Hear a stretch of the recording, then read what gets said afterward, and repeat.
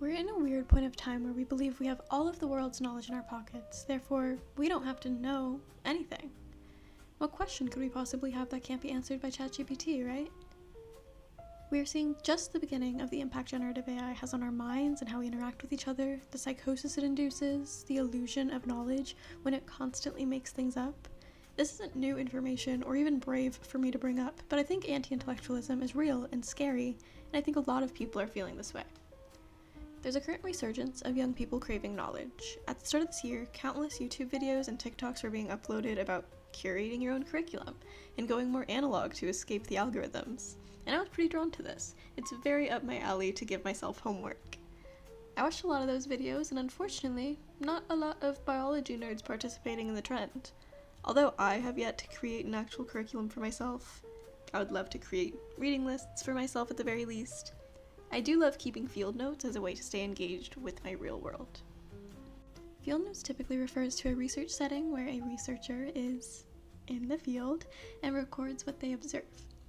That's how I was introduced to taking field notes. I did a ton of undergraduate research, and the style of note-taking differed for each project. I have field notes that are purely data for specific projects, but there is a more naturalistic version of field notes. No data in the typical sense, although everything is data when you're a biologist. Just description, as if you are writing a story of everything you see, hear, smell. Just description. Every species you see, what they're doing, what's happening around while they're doing it. It's kind of like the most descriptive diary you've ever kept. When I first had a mentor tell me about this style of note-taking and had me try it, I felt really silly. I felt like there was no way I could write about something that nobody had ever seen before. I don't go to remote places or see super exotic animals. I felt that there was no point for little old me to document what I was seeing.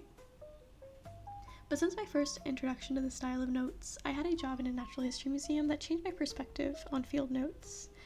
I spent a lot of time reading other people's field notes, and the interesting part was never what they saw, but how they described it. Everyone can see the same thing and write something entirely different about it, and wonder different things, or ask different questions. I feel like you never know what's going to be important until it becomes important.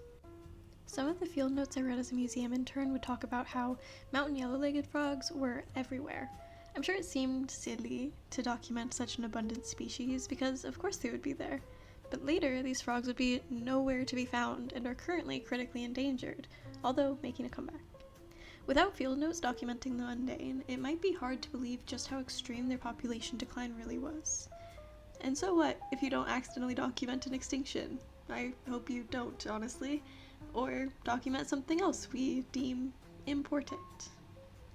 I'm a big fan of journaling. Sometimes I get too into journal YouTube and see beautiful women with 13 specific journals in a journal ecosystem, and I'm so happy for them and how put together their life probably is. I don't have a 12-step journal ecosystem, but I do benefit a lot from journaling. Journaling is for yourself. You kind of hope nobody else reads it, right? I think that lack of audience for a journal is something, one, I struggle with, but two, is so crucial for learning about yourself and giving yourself a safe space. It's the same for field notes. I think field notes should be entirely for yourself. I think when we think too much about purpose or audience, we can prohibit ourselves from learning. That's why I didn't see a point in field notes. The fear that I couldn't bring anything novel to the table, or that the questions and thoughts I had were dumb and someone was going to judge me for them. But how am I ever supposed to write something novel if I do not write at all? Speaking of journaling, there's a style of field notes specifically called nature journaling. This is a more artistic, low-key style of note-taking. There's a lot of drawing and question asking as opposed to a lot of writing descriptions. If you watched my last video on studying for organismal classes, you know how passionate I am that drawing is a really worthwhile way to learn about animals. I was first introduced to this concept in a biology class where we had to keep a field journal for a class project. I went out to a natural area park with a little travel watercolor palette and painted things I thought were interesting. Rock formations, bugs, plants. You can tape and glue things into a nature journal like a junk journal. I just think it's a really great, creative way to be in touch with your surroundings. There are a lot of great examples to be inspired by too. They're all over my Pinterest, and I follow some field journal Instagram accounts like Marley Pfeiffer and Alex Boone Art. You can see the different styles and different subjects they're each drawn to.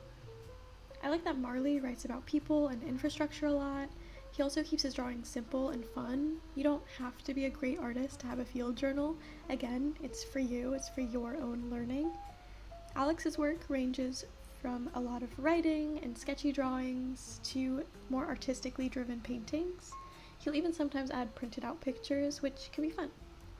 There's a little bit of something for everyone, and you can try all sorts of things until it works for you. But you might be thinking, Brooklyn, I'm not a biologist. I don't have cool nature around me. I don't leave my house. I just want to watch less Instagram reels. I recently moved to a big city for the first time. I've never been surrounded by less nature, but I think that's what makes nature journaling even more important. These are different colorations of pigeons I saw on the street. I love pigeons. A lot of people might see them and just associate them with the dirtiness of the street, but nature journaling really makes you notice them. They're really pretty birds that come in so many different colors. One of my favorite examples of evolution comes from pigeon coloration. Such a side tangent, but I'm always looking for an excuse to talk about how peregrine falcons, aka the fastest animal in the world, predate flying pigeons by dive bombing on top of them, and pigeons essentially barrel roll out of the way. The falcons usually can still catch them when they do this, except for pigeons with white plumage on their butts. For some reason, the white spitting out of the way disorients the falcon, and they don't catch them as often as the other colored butts, which leaves the majority of white butt pigeons in places with peregrine falcons. Who would have figured that out if not paying attention to little pigeon butts? No matter where you live, there are going to be birds. You can observe pigeons, seagulls, hawks, draw them, write about what they're doing, describe what they look like, and how what they look like influences what they're doing. You can take field notes on your pets or other people's pets, dogs that walk by the coffee shop you sit in, people, buildings. It doesn't have to be 100% nature. I know writers who take notes of things people do or say, and those are field notes. Our brain craves pattern recognition. Taking notes of my surroundings slows me down and makes me notice patterns, which has me realize the uniqueness in the mundane and be inspired by things I see every day. But if you truly believe that there is nothing in your life worth noticing and documenting, well, you can still nature journal. This is what I'm doing in this video and what I do most often just as a leisurely hobby. There are a few ways I've been experimenting with this. For example, in this little speed draw, I've been really into microgeckos when I see them scrolling through my Instagram. But I see them, then I scroll some more, and by the end of my scrolling, I cannot remember a single individual post I actually saw. And I'm definitely not thinking about microgeckos anymore. So I screenshotted some of my favorite posts of a species that I like. These ones are from @microgeckos on Instagram.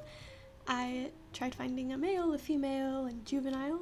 I also loved this reel he had of a gravid female. It wasn't the same species, but I just loved seeing how this genus in general carries one huge egg at a time, so I screenshotted that too. I also looked up the species on iNaturalist to see some individuals in situ. The photos and a little bit of reading gave me a general idea of their ecology. I saw that most of the photos in the wild were in leaf litter, while occasionally some were climbing tree bark, so that's what I drew and wrote about. Another really fun way to nature journal from home is to watch nature documentaries and nature journal or take field notes as you watch them. I remember when I was first learning how to take animal behavior data in a class, we did it from nature videos, and it was really fun. I was very locked in on watching them when I was taking notes on them, obviously. I don't know if anyone watching this will know what digital gardening is, but that's also something I'm interested in. The whole premise of digital gardening is to slow down when consuming a piece of media, taking notes, analyzing, writing about what you consume, and I don't know about you, but I'm so tired of TV being designed as background noise for us while we scroll on our phones. I want to pay attention again, especially with nature documentaries, something I was so interested in as a kid and now I put on to go to sleep. It's so sad to me, so I'm taking back what's mine, and what's mine is the ability to pay attention and learn from a nature documentary. I have this artist mutual on Instagram who I adore. Her user is @Beanables. When I first started following her, she drew mostly reptiles and birds and was very intertwined with the niche I was in, but recently She's been designing her own creatures and writing up field notes about her creatures. I absolutely adore this. You can tell she is so knowledgeable about the real animals that inspire the creatures she creates, and she puts effort researching to put thought into the little field note portions of her drawings.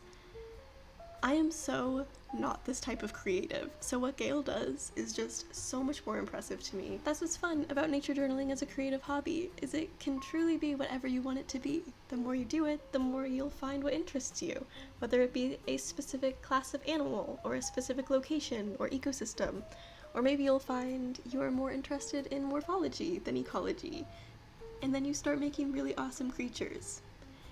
If you don't want to draw, don't draw. You can take written field notes, you can print things out and make a scrapbooky field journal. Nothing matters.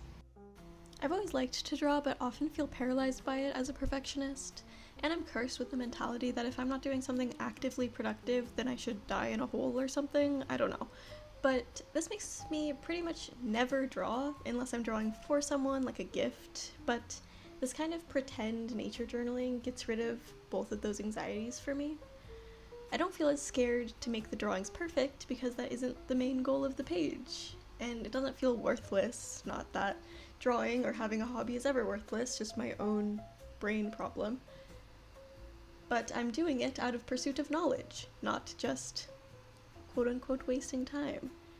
It brings me back to what I liked doing as a kid. I always loved researching and would spend the week fixated on one animal and learn as much as I could about that animal, watching videos, reading, taking notes. And I just don't do that anymore. Going to school for zoology kind of filled that niche in my life, but since graduating, I just haven't felt like myself. And this practice is slowly helping me get back to me.